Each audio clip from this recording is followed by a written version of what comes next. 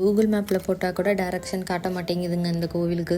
மாக்காம்பாளையம் கடம்பூரில் இருந்து மலைக்கு மேலே உள்ள ஒரு கிராமம். புலி, சிறுத்தை, யானை, மான் எல்லாமே இருக்கும். தனியாக போகிறது சேஃபே இல்லை.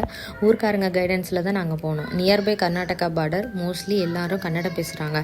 ரோடே இல்லை, மொபைல் நெட்ஒர்க் இல்லை, பயங்கரமான காடு, ப்ராப்பர் ஃபெசிலிட்டி இல்லை. காட்டாரெல்லாம் எப்படி இருக்குன்னு அன்னைக்கு தான் நாங்கள் பார்த்தோம். மான் இருந்துச்சு. நாங்கள் வீடியோ எடுக்கிறதுக்குள்ளே அது ஓடிடுச்சு. காடு கொஞ்சம் தூரம், ஊர் கொஞ்சம் தூரம்னு புது எக்ஸ்பீரியன்ஸ் தான்.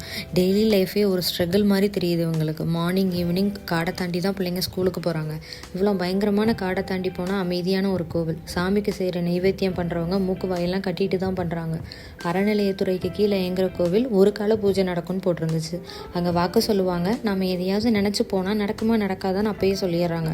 காந்தாரா படத்தில் வர்ற மாதிரி தாங்க குறி சொல்கிற மாதிரி எனக்கு பட்டுச்சு. அங்கே இருக்கிறவங்க தான் எனக்கு டிரான்ஸ்லேட் பண்ணி சொன்னாங்க.